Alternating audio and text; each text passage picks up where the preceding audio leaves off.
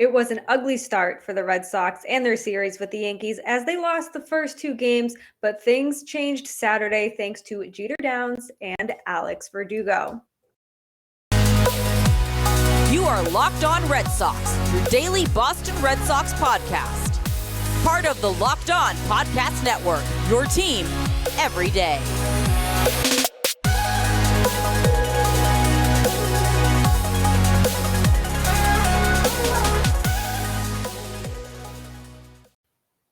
Hey Red Sox fans, you are going to love this. Today's episode is brought to you by the Sports Card Investor app. Welcome to the world of trading cards reimagined. Stay tuned later in the show for more information on this awesome new tool for collectors.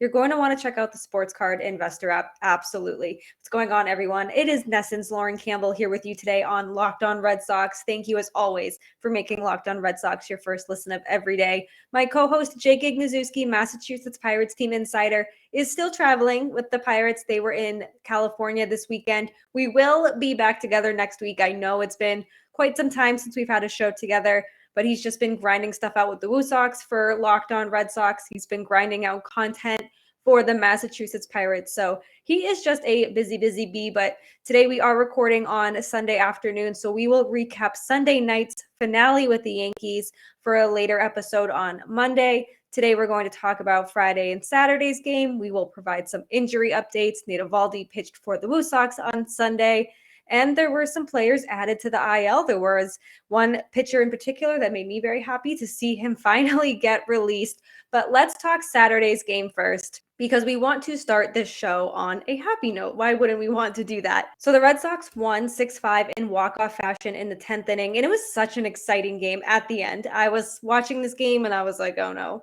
we are destined for another loss. The Red Sox are going to lose this series. They're going to lose another series against an AL East team. But that did not happen because they got help from an unlikely hero, and that was Jeter Downs. Downs was scratched from the WooSox lineup about 3:30 on Saturday, and he did not get informed that he was being promoted until about 5:30 because there were some uncertainties surrounding Christian Arroyo and his status. He ended up, Christian Arroyo, getting moved to the 10-day IL with a groin strain. So then Downs made the drive from Worcester to Boston, but he did get stuck in game day traffic right near Fenway. He didn't get to the park till about 6:40. First pitch was at 7:15, so he just made it with a little bit of time to spare. But let's just take a look at what he did for this team on Saturday to help them win. Downs entered as a pinch runner in the 8th inning and then scored the tying run, and then brought the Red Sox within a run in the 10th inning with an RBI single, which was also his first major league hit. So that's a pretty cool way to start off your hit count there. And then Alex Verdugo ripped a 2-out single to right field, and it was Downs who scored the winning run in the 10th. He was understandably very, very excited. Alex Verdugo was swarmed by his teammates for getting the walk-off hit, and Fenway was electric. The Red Sox 100% needed this win. It was a very, very needed win for so many reasons. And after the game, Jeter Downs was very excited. He was very emotional in a good way. He said, "We all have dreams. We all have wishes, but I don't think you can make something like this up, to be honest. I dream a lot. I envision. I visualize a lot of things, but this is something you really can't put into words." He went on to say that he was just trying to get something up and put a good swing on it. "I got it off the end of the bat a little bit, but I stayed on the ball just enough to sneak it into the 4-hole. And he was asked about the atmosphere and just how he felt hearing all those fans. And he said, "I felt like the ground was trembling. This place is magical. You can't replicate it in any way, shape, or form." So it was really good to see Downs contribute, especially on a short notice. He had no idea he was going to be playing for the Red Sox on Saturday. So to see him come in and do what he did and give the Red Sox and help give the Red Sox a much needed win was very reassuring and gave me some optimism going into Sunday's game. No, the Red Sox can't win the series against the Yankees, but they still can tie it. They just need to do the hard part, and that's win on Sunday night. And a fun fact going into Saturday's game, I heard this on the Fox broadcast on Saturday night, that the Red Sox and the Yankees were tied in their games. So I think it was 576 and 576. But now the Red Sox jumped ahead of the Yankees. They now have one more win throughout their franchise history playing totals. So I thought that was really cool. Hopefully they can bump that up to 2 games on Sunday night. But like I said, the Red Sox really needed this win, especially after Friday's really ugly loss. And when I tell you it was ugly, it was ugly. Boston lost 12-5 in a game that just got out of control really, really fast. Christian Arroyo lost a Joey Gallo pop-up in the outfield. He looked silly looking forward. He said he went into panic mode, and you could just 100% tell. If you have not seen the replay, just Google Christian Arroyo, Joey Gallo, or Arroyo Gallo, whatever you want. It's going to pop up, and the memes, as something always happens on the internet when something silly like this happens, the memes were aplenty. They were hilarious, but it was unfortunate that it was at the expense of somebody who made a mistake for the Red Sox. Connor Seabold, who started the game, left the game with an injury. Rafael Devers also injured himself swinging. He missed Saturday's game. Also will miss Sunday's game. More on that in just a little bit. And Jackie Bradley Jr. ended up pitching an inning. He ended up striking out DJ LeMahieu, but that was the craziness. That was Friday. The game was just a mess. And it got, like I said, it got out of control quickly. It started in the first inning. The Yankees jumped all over Connor Seabold. New York scored 4 runs on 4 hits, and Seabold threw 37 pitches in the opening inning. Definitely not something you want to start the game on. And especially someone like Seabold, who we were hopeful maybe could bounce back the way Josh Winkowski did, the way Cutter Crawford did after their first not so great MLB start.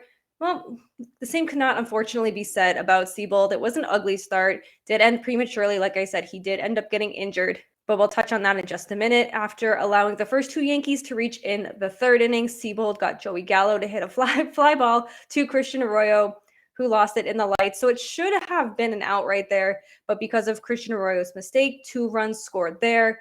And then all of a sudden, Seabold is beyond 60 pitches. 2 batters later, he was removed from the game with a hand injury. You could tell he was kind of playing with his hand, not playing with his hand, but like pointing at his hand, and the trainer was kind of pushing on it. He ended up getting removed from the game. And then all of a sudden, it looked like Boston was back in it in the 4th inning. Trevor Story and Bobby Delbeck hit home runs. Rob Refschneider, JD Martinez, and Xander Bogaerts got on base to load them all up.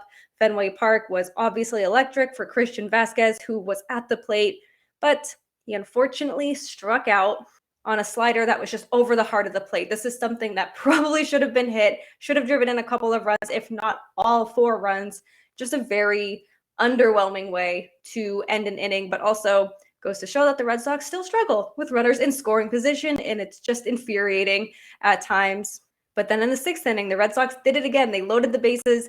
Refschneider, Martinez, Alex Verdugo. They loaded the bases, giving Trevor Story the opportunity to try to tie the game with the Red Sox down 9-5. But Story popped up to end the inning for another time, struggling to score with runners in scoring position. We've talked about this so many times. I don't need to continue to exhaust opinions about runners in scoring position, swinging at the first pitch, not showing enough patience.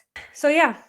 Just ugly. That's the only way to really describe it, is ugly. So Seabold and Arroyo hit the IL over the weekend. Seabold is on the 15-day IL with a forearm strain.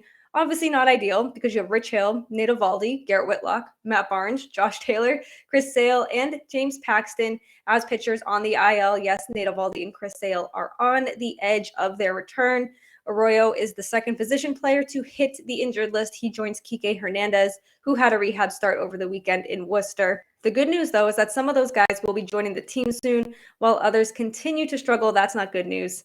In their rehab, I am looking at you, Matt Barnes. We'll discuss all that. We'll discuss a lot more after I tell you about Athletic Greens. Athletic Greens is a product that I use every day. I started taking AG1 because I wanted more energy in the mornings. I wanted to stop relying on energy drinks and coffee, and I found AG1, and now I've been taking it for a few weeks, and I can already notice a difference. So you might be saying, Lauren, what the heck is this stuff? It is 1 delicious scoop of AG1 in a cup of water, and with that 1 scoop, you're absorbing 75 high-quality vitamins, minerals, whole food-sourced superfoods, probiotics, and adaptogens to help start your day right. It's a special blend of ingredients that supports your gut health, your nervous system, immune system, your energy recovery, focus, and aging, all of those things. So why do I personally consume it? Simply put, I just wanted more energy in the mornings. I work long days, I work long nights, and I just needed that extra boost to start my day right. And now I have my fiance taking it as well. He's not a caffeine drinker. He has not had caffeine in his life. I don't know how he survives sometimes,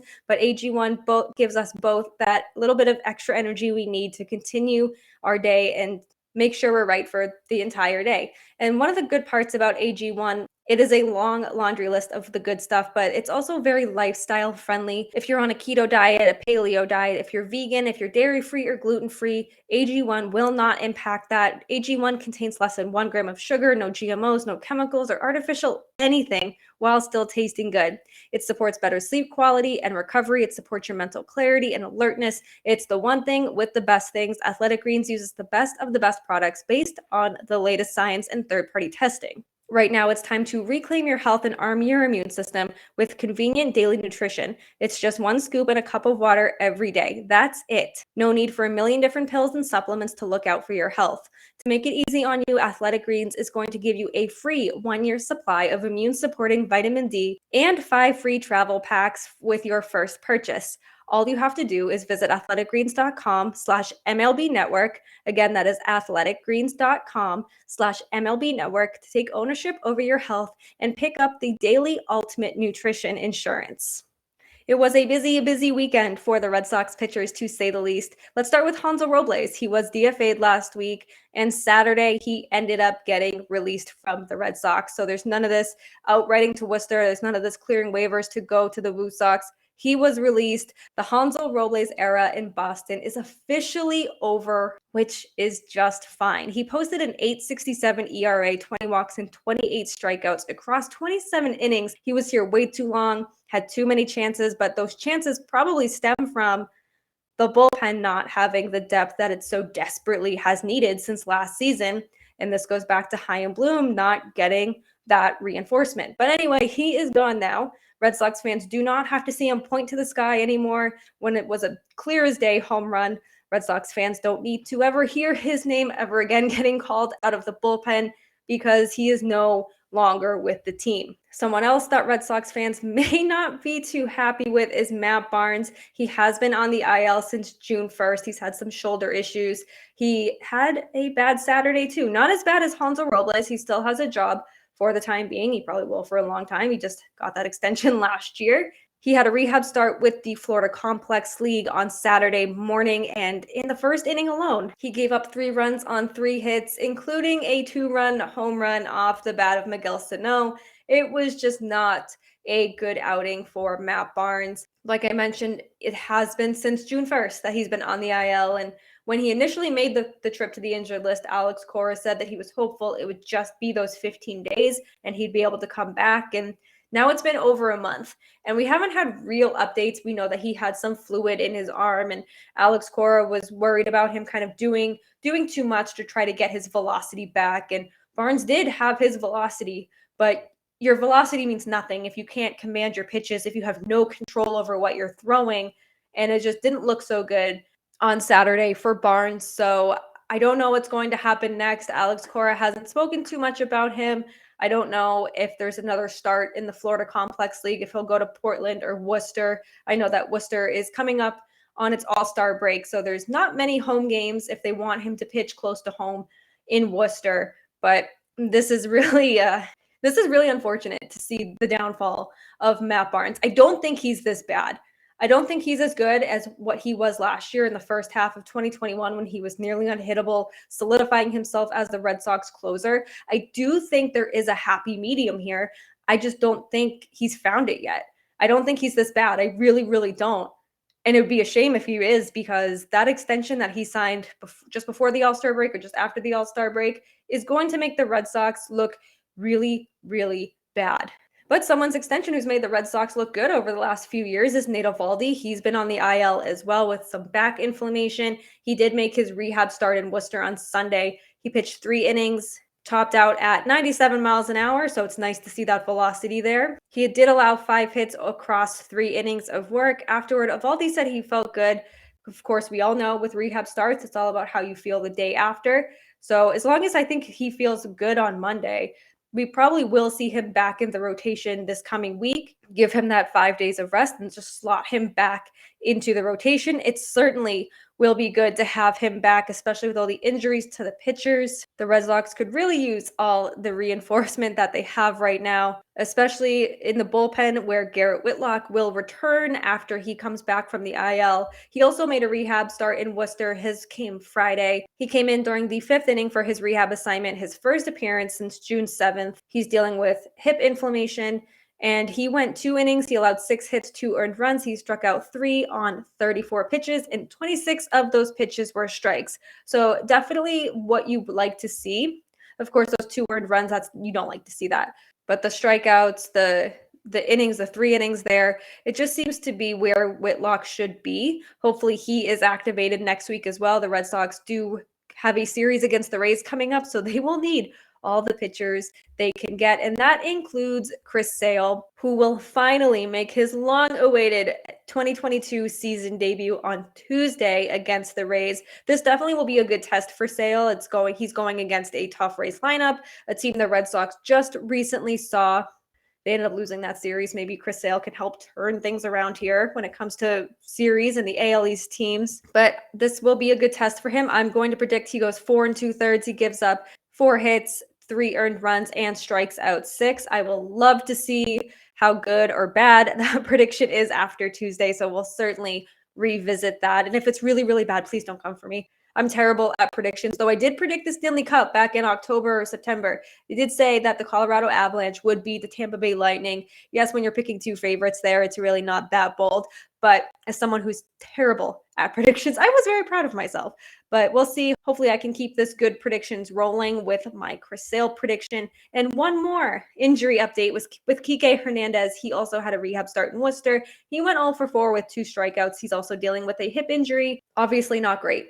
But I do think that the Red Sox are faring fine without Kike Hernandez. That is not a shot at Kike whatsoever. I just think that the Refschneiders, the Durans, they're seizing their opportunity and they're grabbing it by the horns and they're just like, I'm going to make the most of this because if Kike comes back, it's probably going to be me who goes down. So I think they have that mindset. And Alex Cora did make an interesting point a few weeks ago saying Jarren Duran is our leadoff hitter for the rest of the season. So where does that put Kike? Does that put him at number 2? Very, very interesting. A lot of decisions to make when Kike does come back. Rob Refschneider has done really well in this lineup. I'm loving what he has been doing, especially this weekend. He's, like I said, seizing this opportunity and just making sure that he's staying on Alex Cora's radar and going to be a tough decision to send back down to Worcester. We are not done yet here on Locked On Red Sox. We have our mental health minute coming up. And if you've been following me or my fiance Derek on Twitter, you'll see we've been doing our last stretch of our wedding countdown using Bruins trading cards and their numbers. And this is exactly how I got him hooked on the sports card investor trading app. Whether you're a casual card collector or looking for an exciting alternative investment opportunities, the free sports card investor app is definitely something for you.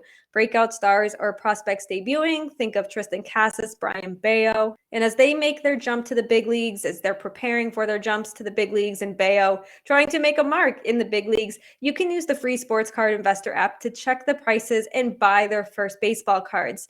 Nostalgia and old players, go back in time and see how much your favorite old cards are worth today. That's exactly what Derek's been doing. He has binders and binders of trading cards and Bruins cards and NHL cards. This has been so much fun for him to go through this app, stay up to date on all the latest record-breaking baseball card sales with the completely free Sports Card Investor app. Download the Sports Card Investor app today, available for free in the Google Play and Apple app stores, or go to sportscardinvestor.com/locked-on. As always, we are going to end this show on the mental health minute. And this past week, I felt a lot lonelier than I usually do. I don't normally get lonely. I love my alone time. And the last week or two, especially, even though Derek and I live together, we haven't been able to see much of each other. He's at the ballpark probably from 12, 1 o'clock, and he gets home around 9 or 10. I work in the mornings, and Tuesday through Thursday, I am in the office. So there's not a whole lot of overlap that we see each other.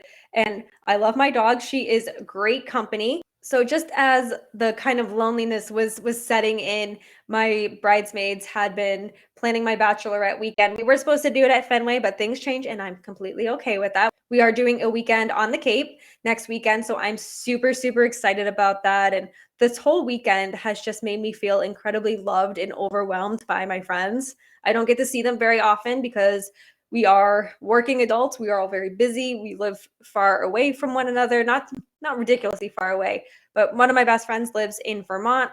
I have others hours away in the same state, an hour and a half away in the same state. So the overwhelmingness, if that's even a word, had come at the right time, and just feeling, like I said, so loved, and to know how much effort my maid of honor especially has been putting into this bachelorette party makes my heart want to burst, because it's truly just a lot of fun and really, really cool to see how much you mean to people. And even though I know that my small circle of friends here are just the best friends I could ever ask for, and just to see them go above and beyond, it couldn't have come at a right time, because this Sunday, I woke up in the best mood. I was happy. I had a great lift at the gym. I took my dog swimming in her little pool. She didn't really like it too much this year. She loved it last year. Doesn't really care too much for it this year, but it's been hot and I want to make sure that she is cool. But even during the most stressful weeks, even during the loneliest weeks, I know that I'm surrounded by so much love between Derek, my friends, and my family every single day. Let's end the show there. Thank you for making Locked On Red Sox your first listen of every single day. Be sure to rate, review, and subscribe to Locked On Red Sox right here on YouTube, Apple, Spotify, wherever you get your podcast is where you can find us. Be sure to follow us on Twitter at LO_Red Sox, me at Lauren, 3 Laws, Lauren with 4 R's, Jake at Jake Iggy. And don't forget to check out all the other shows across the Locked On Network. Locked On Orioles, who just won their 8th game in a row. Connor is probably loving life right now. Go check out Locked On O's. And now that you've made Locked On Red Sox your first listen, make sure to check out Locked On MLB for listen number 2. Host Lindsey Crosby, I'm telling you, is a baseball prospect encyclopedia. He's bringing you all the information and the perspective of MLB stars of tomorrow, like Brian Bayo, Tristan Cassis. It's free and available wherever you get your podcast. Be sure to check back Monday for our Monday episode of Locked On Red Sox. Let's tie this series. We will see you Monday. Have a great day. Enjoy the rest of the weekend. And as always, let's go Red Sox.